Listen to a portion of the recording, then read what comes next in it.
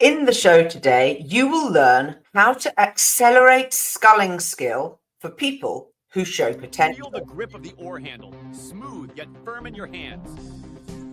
Taste the salt of your own sweat and the occasional splash of water. It's all part of the journey. Welcome to another episode of Faster Masters Rowing Radio. Each week, our host, Masters rowing coach Rebecca Caro, dives deep into the world of Masters rowing. Whether you're on the water or in the gym, join us to become a faster master. Let's go rowing. Well, hello everybody and welcome again to Faster Masters Rowing Radio. I'm Rebecca Caro and today I want to focus on a question that I received from a listener who says, how do you develop sculling abilities in those who show potential but aren't skilled enough yet to go in tippy singles? And how do you do this without overusing your team's skilled scullers who'd like to get a good, solid training row in rather than always teaching others in a double? What a great question. What a classic masters rowing problem. We're all in it together. So many of us learned to row as adults. So there's often a really strong kind of pay it forward mentality that you know that you were helped out when you were a beginner. And so you feel obliged to help out others as they are learning. And yet you see a couple of people who you think that you can accelerate, who can get a bit better, a bit quicker. And what can you do to help them? Well, let's start with the statement that they aren't skilled enough to go in tippy singles yet. So that tells you, you know exactly what stage of learning these people are at. Let's then have a think about alternatives. Beginners generally can't do a few core things. Firstly, they're not consistent on their hand heights. You'll find that they're sculling with right over left and left over right. They're not nesting their hands tightly as they go through crossover, both on the power phase and on the recovery phase. You often find that they've got really poor timing. Sometimes they square early, sometimes they get to the catch and wait and then square and then put their blades in. Sometimes, you knock your handles at the finish and so they lose their timing consistency with the person they're following around the finish and onto the recovery. And many of them have very little concept of weight in the hand and how that affects the balance of the boat. So a bit of a laundry list there. What are the things then that we can do that can really help these beginners get going? So the first thing that I suggest is to put them into singles with pontoon floats. So these are the ones from Revolution Rowing. They're extremely good at giving some stability and balance without them falling in a single scull. And of course, the benefits of learning in a single scull is everything that happens is due to you. So if the boat lurches, it's what you did. It's not a compound of you plus other people. So there's an enormously fast learning curve. And since the brief today was how to accelerate sculling ability, I think these stabilizer pontoon floats are one of the best ways to go about it.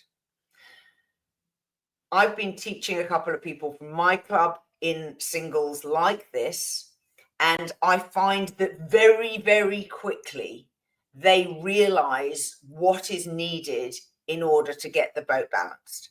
And so the difference in learning in a single, albeit one where you've got stabilizers that you might set them really low so they're close to the water, they're resting on the water all the time. And of course, you can progressively raise them a bit like your parents did when they were teaching you to ride a bicycle and you had little stabilizer wheels. So you can raise them up so that the pontoon floats are above the water. And it's only when you do a misstroke that they hit the water and provide the stability. So I think that those are super, super useful.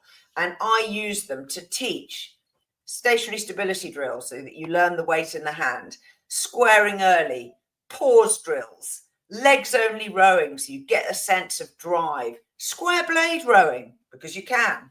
So there's lots of reasonably good grounded technique that you can teach in these singles. The other super benefit of the singles is that it gets the athletes fit. They're heavy. You're adding probably, I don't know, 5 to 8 kilos to the mass of the single that they're already in. And they've got to propel the whole thing on their own. So they really begin to work out how to push their legs. And then they've got to sustain a 40-minute row, even if you do have lots of breaks and stops and turnarounds and chats. The other thing that's really good about putting them in singles is helping them to understand maneuvering and turning and staying in a straight line and being able to listen to the sound of the oars going in the water. And did you put one oar in before the other? And is that why your boat's going around in circles? All of these are really good learnings that help them to acquire boat control skills. When I worked with Marlene Royal, she told me she had a wonderful way of starting off the lessons that she does with her beginners. And she'd get all of the group in a circle in their singles with their sterns pointing inwards. And then if the group was small enough, which basically sort of 5 or fewer, you'd go together until your sterns touch. And she said it was like being in a bar and saying cheers to a friend.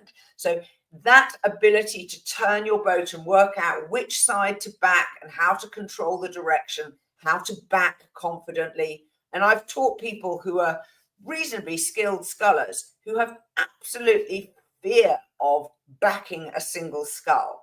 Now, if you can't back a boat down, you're really not very safe in a boat, even in a crew boat.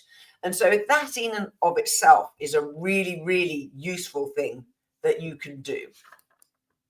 Now let's move on to your helper fatigue. I totally get this. It is absolutely a challenge. Much as we love the people who are wonderful at helping, it's important to share the load. So in our club, we recently did a member survey, mostly around coaching and what coaching you wanted and what you liked, what you didn't like, and different formats and things.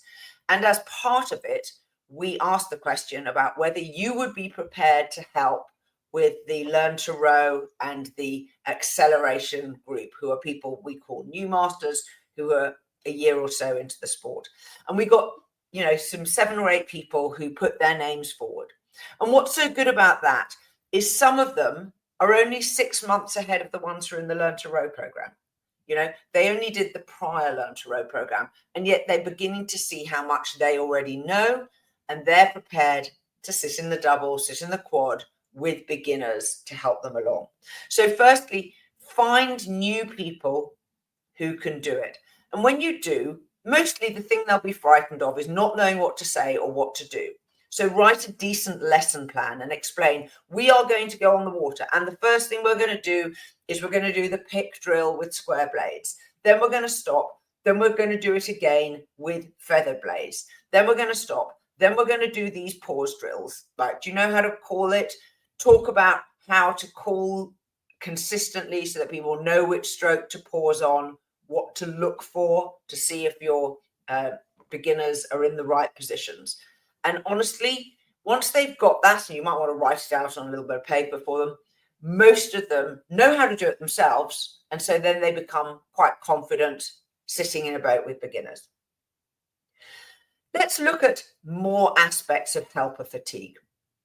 There are certain sorts of outings that really work in mixed ability boats. And for me, the best of these is power strokes, getting some load bearing strength training in the boat, because you do power strokes with half the crew sitting the boat level and half rowing. So if you're with a less skilled person, you get a good workout because you're working hard in a stable environment. And it also helps them work hard in a stable environment. And that helps to get them fit. Getting them fit is another parallel benefit that you cannot do until they have the sculling ability to handle the oars without constant thought. So I think that's one really useful type of outing.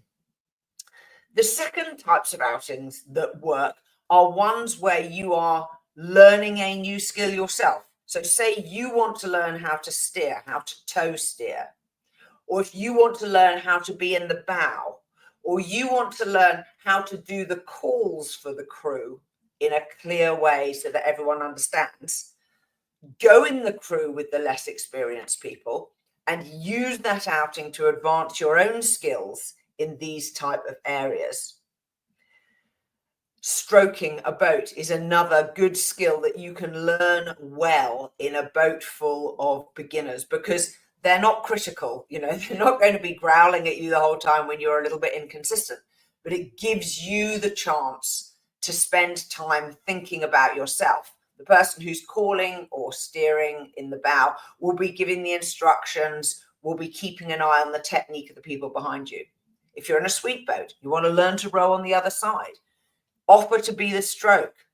Go and stroke it from whichever side so that you can practice your own technique in a slow-moving boat where you can really focus on yourself. You have to obviously self-coach, but it gives you something that you can take away from the outing that's not as the questioner asked, a solid training row on your own.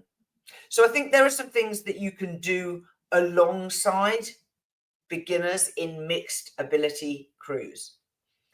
And so I think focusing your lessons on things that will help get them fit, get them more skilled in their own blade handling, and then sharing the load among the people in the club who aren't the people who are always stepping up to help is another great way of building your club spirit, helping more people see that actually they can be really useful in showing others how to learn to row, and freeing up time for the regulars to go and do something that's more aligned with what they want to do.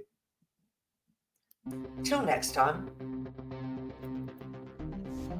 We are part of the RowingChat podcast network. Please tell your fellow rowers about the show.